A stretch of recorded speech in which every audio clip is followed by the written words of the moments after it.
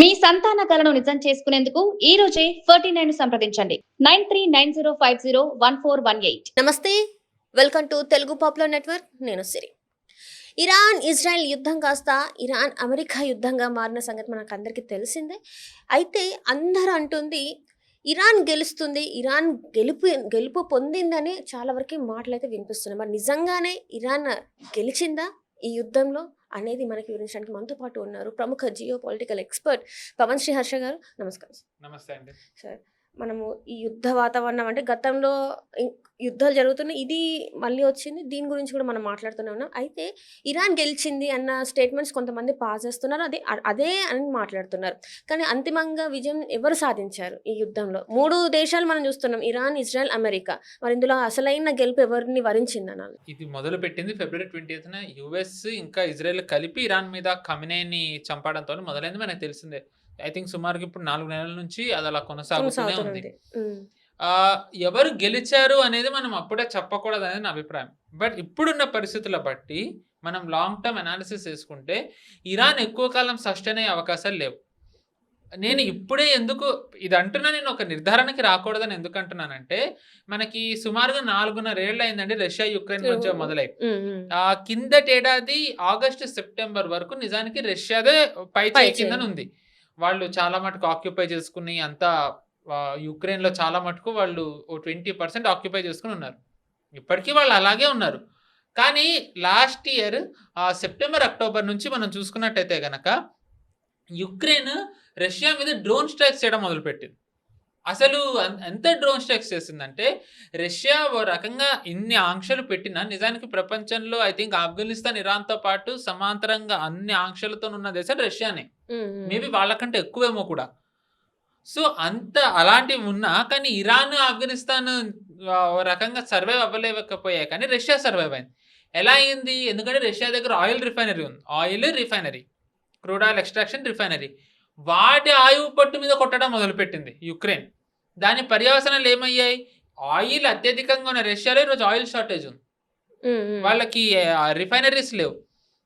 మనం వాళ్ళకి రిఫైన్ చేసి ఆయిల్ ఎక్స్పోర్ట్ చేస్తున్నాం. విచిత్రం చూడండి, మన దగ్గర ఆయిల్ లేదు, మనమే రష్యా నుంచి ఆయిల్ తీసుకుంటున్నాం. ఆ తీసుకున్న ఆయిల్ రిఫైన్ చేసి మనం రష్యాకి ఇస్తున్నాం. నిజానికంటే అందుకే ట్రంప్ మొన్న ఈ మధ్య మోదీ గారి గురించి మాట్లాడుతూ, ఆయన మోదీ గారికి ఇంటెలిజెంట్ లీడర్ అని అనడానికి కారణం ఏంటంటే, he knows when to start a war and how to come out of it. మనం ఆపరేషన్ సింధూర్ అంతే కదా, మనం చాలా నిర్దిష్టమైన ప్రణాళికతోని మనం ఇక్కడ ఫస్ట్ ధ్వంసం చేయాలి, వాళ్ళు తిరిగి దాడి చేస్తే మనం ఇక్కడిక్కడ చేయాలి, మనం ఆపేయాలనుకున్నాం, మనం ఆపేసాం. ట్రంప్ తనని తాను క్రెడిట్ తీసుకున్నాడు, కానీ నిజానికి ట్రంప్ పాత్ర ఉందని అయితే నేను అనుకోవట్లేదు. ఎందుకంటే మనకి తెలుసు, లాంగ్ రన్ వార్లోకి వెళ్ళినట్టయితే రష్యాలోనే అవుతుందన్న సంగతి మనకు తెలుసు. మనం ఆర్థికంగా ఇప్పుడు ఎదిగే టైంలో యుద్ధంలోకి వెళ్ళి మనం ఇంకా నష్టపోకూడదుగా. అందుకనే మోదీ గారు ఆ రకంగా యుద్ధాన్ని పాజ్ పెట్టారు. పుతిన్ అది చేయకపోవడంతో ఒక రకంగా పైచే ఉన్నది కాస్త ఇప్పుడు క్రమక్రమంగా దిగుతుంది. ఈరోజు రష్యా ఆర్థికంగా బలహీనమైన పరిస్థితిలోకి వెళ్తోంది. యుక్రెయిన్ ఈరోజు ఎంత రకంగా చెప్పాలంటే చాలా బాగానే ఉంది. సో మనం చూసుకున్నట్టయితే నేను ఎందుకు ఇంత వివరంగా చెప్పాను అంటే, ఒకేసారి మనం ఒక నిర్ధారణకి రాకూడదు అనేది నా అభిప్రాయం. కానీ ప్రస్తుతం ఉన్న పరిస్థితిలో చూసుకున్నట్టయితే ఈ మొత్తం గల్ఫ్ దేశాల్లో జరుగుతున్న యుద్ధంలో బిగ్గెస్ట్ లూజర్ నిజానికి ఇరాన్ అవ్వదు. ఒక రెజిమ్ చేంజ్ అయినా బిగ్గెస్ట్ లూజర్ గల్ఫ్ దేశాలు అవుతాయి. ముఖ్యంగా సౌదీ కానివ్వండి, కువైట్ కానివ్వండి, బహ్రెయిన్ కానివ్వండి, ఖతార్, ఒక రకంగా యుఏఈ. మరి చూడాలి, అంటే వీళ్ళు స్టార్ట్ చేయలేదు, వీళ్ళది కాదు, అసలు వీళ్ళు ఎప్పుడు వీళ్ళపైన దాడులు జరిగినాయి, మరి వీళ్ళది ఎట్లా అవుతుంది? ఎందుకంటేనండి ఇప్పుడు సౌదీ అరేబియా, ఇప్పుడు యుఏఈ ఉంది. గల్ఫ్ దేశాల్లో, గల్ఫ్ లో మనకు తెలిసింది ఆయిల్ రిచ్ రీజన్. అది వాళ్ళు ఆయిల్ అమ్మే వాళ్ళు మామూలుగా ఇంత గొప్ప అయ్యారు. ఈ రోజు ఆయిల్ ప్లాంట్స్ మీద దాడులు జరిగాయి, ఆ రిఫైనరీల మీద దాడులు జరిగాయి. ఇప్పుడు ఖతార్ మెయిన్ ఆయిల్ రిఫైనరీ, వాళ్ళ మెయిన్ ఎకానమీ. ఈ రోజు వాళ్ళకి ఏవైతే రిఫైనరీలు ఉన్నాయో అవి తిరిగి ఇదివరకటి యుద్ధం ముందర ఉన్న పరిస్థితికి రావడానికి వాళ్ళకి కొన్ని ఏళ్ళు పడుతుందంట. అంటే అది ఆర్థికంగా వాళ్ళ మీద ఎంత ఒత్తిడి పడుతుంది. అట్లీస్ట్ మనం చూస్తే గల్ఫ్ లో యుఏఈ ఒక్కటే డైవర్సిఫైడ్ ఎకానమీ. అంటే వాళ్ళు కేవలం ఆయిల్ మీద లేకుండా రియల్ ఎస్టేట్ వ్యాపారాలు వీటి మీద ఉంది. ఇప్పుడు అబుదాబి, దుబాయ్. కానీ సౌదీ చూస్తే వాళ్ళు ఓన్లీ అండ్ ఓన్లీ అరామ్కో మీదే ఉంది. ఈ రోజు అరామ్కో ప్లాంట్ల మీద కూడా దాడులు జరిగాయి. ఎయిర్పోర్ట్ల మీద దాడులు జరిగాయి. నెక్స్ట్ ఇప్పుడు ఒక దేశంలో పెట్టుబడులు ఎవరన్నా పెట్టాలి అంటే వాళ్ళ దేశం ఎంత భద్రంగా ఉంది, సురక్షితంగా ఉందని చూస్తారు. మనం అందుకే మోదీ గారు వచ్చిన తర్వాత one of the biggest achievements ఏమంటారు, మనం భద్రంగా ఉంటున్నాం తీవ్రవాద దాడులు లేకుండాని. మన యూపీఏ హయాం చూసాం ఎలా జరిగాయో. ఇప్పుడు భద్రంగా ఉండడం వల్ల ఏమైంది, పెట్టుబడులు వస్తున్నాయి. పెట్టుబడులు రావడం వల్ల ఏమవుతుంది, ఉద్యోగాలు వస్తున్నాయి. ఉద్యోగాలు రావడం ద్వారా ఏమవుతుంది, జనాల స్టాండర్డ్ ఆఫ్ లివింగ్ పెరిగింది. అంతిమంగా అది దేని మీద పడుతుంది, ఆ రాష్ట్రంకి మంచి జరుగుతుంది. దానివల్ల ఏమవుతుంది, అంతిమంగా మన జీడిపి పెరుగుదలకి, మన ఎకానమీకి హెల్ప్ అవుతుంది. ఇదంతా ఎందుకు జరిగింది, ఒక దేశం భద్రంగా ఉండడం వల్ల. కానీ ఈ రోజు గల్ఫ్ దేశాలకు ఆ భద్రతే లేదు కదా. పెట్టుబడి పెట్టాలి అంటే ఎవరు ముందరకు వస్తారు, పెట్టినది ఎంతకాలం లాంగ్ రన్ ఉంటుందన్న సందేహం అందరికీ ఉంది. So in this aspect Gulf దేశాలు చాలా దారుణంగా నష్టపోయాయి. ఇన్ఫ్యాక్ట్ వాళ్ళు ఈ ఒక 5-6 దశాబ్దాలుగా వాళ్ళు ఏదైతే ఆర్థికంగా నిర్మించుకున్నారో ఇరాన్ 50% పైగానే మొత్తం కూల్చేసింది. యుఏఈ ఒక్కటి సర్వైవ్ అవ్వచ్చు, ఎందుకంటే నేను చెప్పాను కాబట్టి వాళ్ళు డైవర్సిఫైడ్ ఎకానమీ అని. కానీ ఇందులో చాలా బిగ్గెస్ట్ విన్నర్ నిజానికి ఒక రకంగా యుఎస్ అవ్వదు. ఒకవేళ నిజంగానే ఇరాన్లో రెజ్యూమ్ చేంజ్ అయితే ఇజ్రాయెల్ అవుతుంది. ఎందుకంటే ఇప్పుడు మనం చూసుకున్నట్టయితే నిజానికి ఇజ్రాయెల్ కూడా బాగానే దెబ్బ తగిలింది. కానీ ఇజ్రాయెల్ ఇప్పటికీ ఎకానమీ గ్రోత్ చూపిస్తోంది. ఇన్ఫాక్ట్ G7 దేశాలు, ఐ మీన్ ఏవైతే ఉన్నాయో నేటో దేశాలు, యూరోపియన్ దేశాలు, యుఎస్ కంటే జీడిపి గ్రోత్ రేట్ ఇజ్రాయెల్కి ఉంది. అంటే కంప్లీట్లీ వాళ్ళు సర్వైవ్ అయ్యారని అనట్లే, బట్ ఇంత దాంట్లో కూడా వాళ్ళు సర్వైవ్ అవుతున్నారు. అండ్ ఇంకొకటి, అందరి దృష్టి కూడా లెబనాన్ మీద, ఇరాన్ మీద, గల్ఫ్ దేశాల మీద ఉంది. గాజాని 80% ఇప్పుడు ఇజ్రాయెల్ ఆక్రమించేసుకుంది.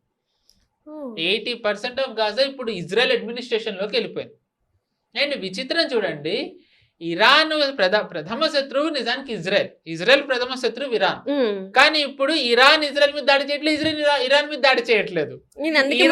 ఇరాన్ దాడి చేస్తున్నది ఎవరి మీద, గల్ఫ్ దేశాల మీద, గల్ఫ్ దేశాల్లో ఉన్న యుఎస్ బేసెస్ మీద.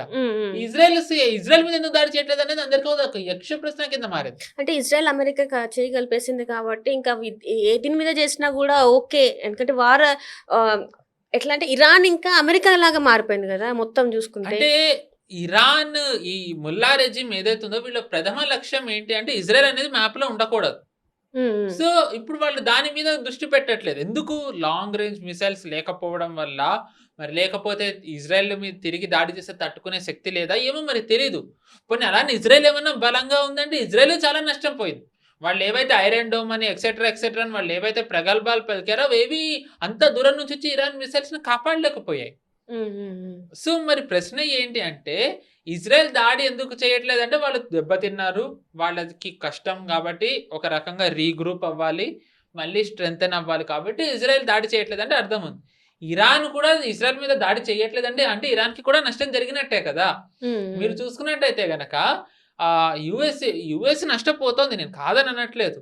కానీ మెయిన్ ప్రాబ్లం ఏంటంటే అందరూ యుఎస్ మీద ఉన్న కోపంతో ఇరాన్నే పొగుడుతున్నారు. కానీ మనం తటస్థంగా ఉండి ఆలోచించినట్టయితే ఇరాన్ నష్టపోతోంది, కానీ ఇరాన్ని ఓడించి యుఎస్ గెలవచ్చు. కానీ ఇదేంటి, ఇరాన్ ఇంకా యుఎస్ మధ్య. కానీ ఓవరాల్ పర్స్పెక్టివ్లో చూసినట్టయితే యుఎస్ ఓడే అవకాశాలు ఉన్నాయి. ఎలాగా, ఒక బెస్ట్ ఎగ్జాంపుల్ ఏంటంటే World War IIలో యూకే గెలిచింది, బ్రిటన్ గెలిచింది, అందరికీ తెలిసిందే. కానీ ఎట్ వాట్ కాస్ట్, బ్రిటన్ ఎంత ఖర్చు పెట్టిందంటే దాని సూపర్ పవర్ స్టేటస్ కోల్పోయి యుఎస్కి వసాలుగా మారిపోయింది. గెలిచింది, యుద్ధం గెలిచింది, కానీ తర్వాత కాన్సిక్వెన్సెస్ వల్ల అది ఓడిపోయింది, అంటే సూపర్ స్టేటస్ తగ్గింది. సో యుఎస్ అలా అవ్వచ్చు, అంటే యుఎస్ వేరే దేశానికి వసాలుగా మారుతుందని అనట్లే. ఏదైతే అగ్రరాజ్యం అన్న ఒక అధికారం ఉందో, ఒక దర్పం ఉందో, వేరే దేశాలని శాసించగల ఒక అధికారం, శక్తి ఉన్నాయో అవి తగ్గే సూచనలు కనిపిస్తున్నాయి యుఎస్కి. సో సోల్ సూపర్ పవర్ గానే ఉండొచ్చు, కానీ డిక్లైనింగ్ సూపర్ పవర్ అవ్వచ్చు యుఎస్. అది మనకి ప్రస్ఫుటంగా కనిపిస్తుంది. And on the side of Iran మీరు చూడండి, ఇరాన్ మామూలుగా ఖమినై పాలించేవాడు. ఖమినైకి గార్డియన్ ఆఫ్ కౌన్సిల్స్ ఒక ముల్లాస్ ఉండేవాళ్ళు, దాని తర్వాత IRGC వచ్చేది. ఈరోజు ఖమినై ఎక్కడున్నాడో తెలియదు, ఆ గార్డియన్ కౌన్సిల్స్ ముల్లాలు లేరు, కంప్లీట్లీ ఇప్పుడు IRGC వాళ్ళు చేస్తున్నారు. మళ్ళీ దాంట్లో కూడా ఏమైంది, ఈ దాడులు జరుగుతున్న క్రమంలో ఎవరైతే నెగోషియేషన్స్ చేస్తున్నారో యుఎస్తోని వాళ్ళు అన్నారు, మేము ఎంత చెప్తున్నా IRGC వినట్లే, they are making a mistake అని చెప్పి ఇరానియన్ రిప్రజెంటేటివ్స్ అంటున్నారు. అంటే ఇరాన్లో క్లియర్గా ఒక ఫ్రాక్షన్, ఒక డివిజన్ వచ్చిందనేది మనకి దీంతో అర్థమవుతుంది. సో ద మోర్ ఇప్పుడు దాని తర్వాత ఏమైంది, ఈసారి యుఎస్ చాలా వ్యూహాత్మకంగా వాళ్ళు ఎక్కడెక్కడైతే దాడి చేయాలో వాటన్నిటిని వాళ్ళు ఎంచుకుంటున్నారు. ఇప్పుడు మీరు చూసుకున్నట్టయితే ఐఆర్జిసి బేసెస్ని కానివ్వండి, పవర్ ప్లాంట్స్ని కానివ్వండి, ఇలాంటి వాటిని సెలెక్ట్ చేసుకుంటున్నారు. ఏమవుతుంది, ఐఆర్జిసి బేసెస్ని పవర్ ప్లాంట్స్ని సెలెక్ట్ చేసుకున్నట్టయితే ఆ భారం ప్రజల మీద పడుతుంది. ఇప్పుడు రష్యా ఆయిల్ రిఫైనరీస్ మీద, crude oil base extraction bases మీద దాడి చేయడం వల్ల ఏమైంది, ప్రజల మీద ఒత్తిడి పడుతుంది. ప్రజల మీద అంతిమంగా ఒత్తిడి పడ్డట్టయితే ఆ భారం ఎవరి మీద పడుతుంది, నాయకుల మీద పడుతుంది. సో నాయకులు ఐదర్ రెజీమ్ చేంజ్ అన్నవ్వాలి, లేకపోతే వాళ్ళు తలొగ్గాలి వాళ్ళ మీద దాడి చేస్తున్న వాళ్ళే. సో ఇప్పుడు ఇరాన్ ఆ పరిస్థితిలోకి వెళ్ళబోతోంది. అంటే ఐదర్ వాళ్ళు జనాల మీద ఒత్తిడి వచ్చింది అనుకోండి, ఇప్పుడు ఏదైతే వాళ్ళు చూపిస్తున్నారు ఎంతమంది వచ్చారు అంతమంది వచ్చారని కరెక్టే, కానీ ఇప్పుడు అంతిమంగా జనాలకి కావాల్సిన నిత్యావసరాలు దొరకలేదు, పవర్ లేదు, వాటర్ షార్టేజ్ వచ్చింది అనుకోండి, వాళ్ళ ఫ్యూనరల్కి వచ్చిన వాళ్ళే ఎదురు తిరిగినా మనం ఆశ్చర్యపోకర్లేదు. సో ఇప్పుడు ఇరాన్ దాంట్లోకి తీసుకెళ్తుంది యుఎస్. సో అది ఎప్పుడైతే ఆ పొజిషన్కి వస్తుందో, యుఎస్ ఎలా అయితే బార్గెన్ చేస్తుందో, ఇజ్రాయెల్ ఏదైతే చేస్తుందో దాని ఆధారంగా ఇరాన్ ఏమవుతుంది అనేది ఆధారపడి ఉంది. ఇప్పుడు మనం చూసినట్టయితే ఇరాన్కి ఏంటి, ఇంకొక మేజర్ అసెట్ ఇరాక్, పక్కనే పొరుగు దేశం. ఇరాక్లో ఇప్పటివరకు ఇరానియన్ ప్రాక్సీస్ ఫ్రాక్షన్ ఉండేవి. ఇప్పుడు ఎలా అయితే గాజాలో హమాస్ ఉందో, లెబనాన్లో హెజ్బుల్లా ఉందో, అలాగే ఇరాక్లో కూడా వేరే వేరే ఫోర్సెస్ ఉన్నాయి. కానీ ఇప్పుడు ఇరాన్ అధ్యక్షుడు ఎవరైతే ఉన్నాడో అతను వెళ్ళి ట్రంప్ను కలిశాడు. అంటే ఏంటి, ఇద్దరు కలిశారని అర్థం. సో ఇరాక్లో ఉన్న ఇరానియన్ ప్రాక్సీస్ ఫోర్సెస్ ఏవైతే ఉన్నాయో ఇప్పుడు వాటి మీద కొంచెం ఇరాక్ అధ్యక్షుడు ఉక్కుపాదం పెడతాడు. సో అంటే ఏంటి, ఇరాన్ని ఇంకొక రకంగా బలహీనపరిచినట్టే. ఇప్పుడు గాజా పోతోంది, లెబనాన్ ఎంతకాలం ఉంటుందో మనకి తెలీదు. హూతీస్ ఉన్నారు, బట్ హూతీస్ కూడా ఓ రకంగా ఇరాన్ లేకపోతే ఎంతవరకు ఉంటారో మనకి తెలీదు. సో అంతిమంగా ఏంటి, ఇరాన్ని క్రమక్రమంగా స్టెప్ బై స్టెప్ వీక్ చేసుకుంటూ వస్తున్నారు. ఈ ప్రాసెస్ లో యుఎస్ నష్టపోతోంది, బట్ అంతిమంగా యుఎస్ కంటే ఫాస్ట్ గా ఇరాన్ డిక్లైన్ అవుతుంది. సో ఏదైతే ఇరాన్ గెలుస్తుందని అంటున్నారో, నేను చూస్తున్న దాని ప్రకారం అయితే ఇరాన్ గెలవట్లేదు. ఇరాన్ ఓడే అవకాశాలు ఎక్కువ ఉన్నాయి, గెలిచేది దీంట్లో ఇజ్రాయెల్. అండ్ యుఎస్ ఎలా ఉంటుందంటే operation success patient dead. Yes, Iran regime change జరిగింది, ముల్లాస్ వెళ్ళిపోయారు, కానీ ఆ సూపర్ పవర్ స్టేటస్ ఏదైతే ఉందో అది డిక్లైన్ అయ్యే అవకాశం ఉంది. సో ఏంటంటే ఓవరాల్గా దీంట్లో విన్నర్ ఎవరు అవ్వచ్చు అంటే ఇజ్రాయెల్, లూజర్ ఎవరు అంటే Gulf state, operation success patient dead ఎవరు అవ్వచ్చు అంటే యుఎస్. సో అండ్ ఇరాన్లో మనం మేబీ తెలీదు, ఐ థింక్ ఇప్పుడు ఒక 6 నెలలు సర్వైవ్ అయ్యారు, ఇంకొక 6 నెలలు ఎంతవరకు సర్వైవ్ అవుతారో చూడాలి. ఎందుకంటే given my understanding of what I'm seeing, Iran ఎక్కువ కాలం సర్వైవ్ అవుతుంది. ఇరాన్లో ఇస్లామిక్ రిపబ్లిక్ ఆఫ్ ఇరాన్ ఎక్కువ కాలం సర్వైవ్ అయ్యే అవకాశాలు అయితే లేవు. అంటే ఇప్పుడు ఎప్పుడైతే యుద్ధం స్టార్ట్ అయిందో ఆ సంవత్సర కాలం అంటే ఆ డేట్ వచ్చేసరికి ఇంకా వాళ్ళ అనేది ఇంకా చాలా కష్టం. మేబీ మనం ఇంకో 1 year కూడా ఉండదు. నేను మ్యాక్స్ టు మ్యాక్స్ 1 year అంటున్నాను, కానీ ఆ రెజీమ్ చేంజ్ పార్షియల్లీ ఇప్పుడు జరిగింది. నేను ఇందా చెప్పినట్టుగా కమినే లేడు, గార్డియన్ కౌన్సిల్స్ లేరు, ఇప్పుడు ఐఆర్జిసి ఉంది. ఐఆర్జిసికి ఇప్పుడు అధికారులకి అంటే మామూలు వీళ్ళకి మధ్య గొడవలు అవుతున్నాయి. సో అంటే మినీ రెజీమ్ చేంజ్ అయ్యింది, వీళ్ళకి గొడవలు ఉన్నాయి. సో ఇప్పుడు ఈ జనాల మీద ఏవైతే జనాలకు కావాలో వాటి మీద కొడుతూ వెళ్ళడం వల్ల జనాల నుంచి కూడా భారం వస్తుంది.